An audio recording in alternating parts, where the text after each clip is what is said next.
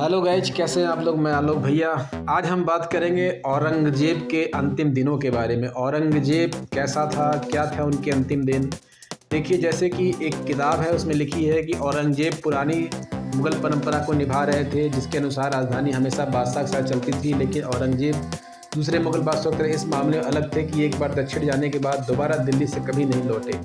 तो इस तरीके से जो है अंतिम दिनों में जो उनकी कहानियाँ जो है प्रसिद्ध हैं, उसमें हम कुछ इतिहासकारों के द्वारा आपको बताएंगे कि अंतिम दिनों में औरंगजेब ने क्या किया, उनके साथ क्या हश्र हुआ। तो वीडियो में बने रहिए, लाइक करिए।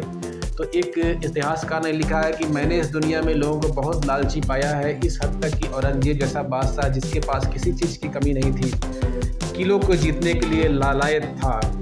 और औरंगजेब की यही कहानी अभी लिखा हुआ है। कुछ पत्थरों पर अधिकार जमाने के लिए उसकी चाहत इतनी थी, बड़ी हो गई थी कि वह खुद भाग दौड़ कर रहा था। इस उम्र में भी उनका जो है भाग दौड़ कम नहीं हुआ। और फिर औरंगजेब अपने बुढ़ापे में बहुत अकेलेपन का शिकार हो गया। जब बूढ़े हो गए तो काफ़ी अकेलेपन के शिकार हो गए। एक एक कर उसने सभी नज़दीकी साथियाँ इस दुनिया के चल बसे थे। उसकी जवानी सिर्फ एक साथी वजीर असद खां के जीवित रह गए थे, बाकी सभी जा चुके थे।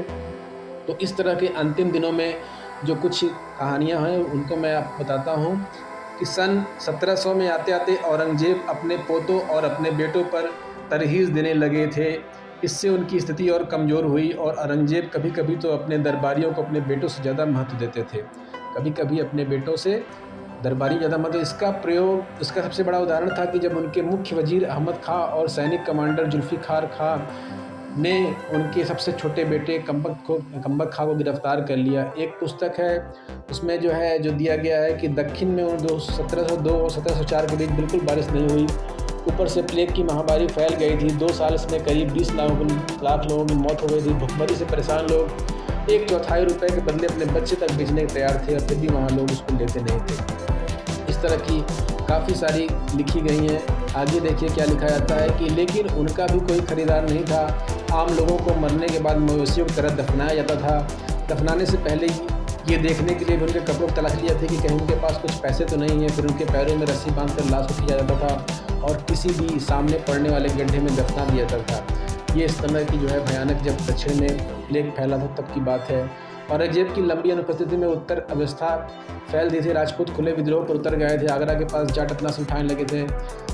तो उसके बाद मराठाओं ने मुग़ल सेना पर छिन कर बार हिम्मत आ गई थी। नौबत यहाँ तक आ गई थी कि मुग़ल इलाके में किसी भी बिना रक्षक दल के बाहर निकलना मुश्किल हो गया था। मुग़ल का पतन होने लगा था और 4 दिन बाद उन्होंने आजम खां को मालवा गवर्नर बना दिया। लेकिन चालाक शहजादे ने, जानते हुए कि उनके पिता का अंतिम समय है, जाने से जल्दीबाजी नहीं दिखाई और कई जगहों पर रुकता हुआ आगे बढ़ा।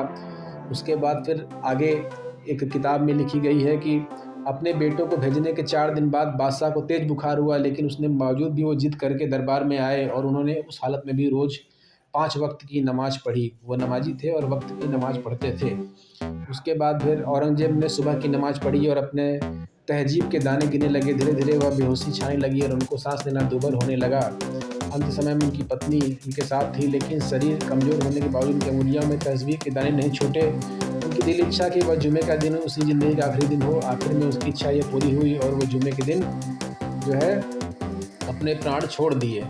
इस तरह की भी किताबों में आता है कि उधर शाह आलम ने अपने पिता के निधन का समाचार सुनकर आगरा की तरफ कूच किया। वो अपने भाई आजम से पहले आगरा पहुंच गया, जहां लोगों ने उनका जोरदार स्वागत किया। जजाऊ में दोनों भाइयों की सेनाओं की भिड़ंत हुई। वहीं भिड़ंत हुई जहां पे किसी ज़माने में जो है औरंगजेब और उसके भाई की जो है दारा शिकोह की जो है मौत का लड़ाई हुई थी, वहीं पे दोनों भाई की लड़ाई हुई। तमाम पुस्तकों के बावजूद औरंगजेब राजनीति से असफल रहा बादशाह था। तो इस तरह से कहानी समाप्त होती है। अगर वीडियो पसंद आए लाइक कीजिएगा, सब्सक्राइब कीजिए।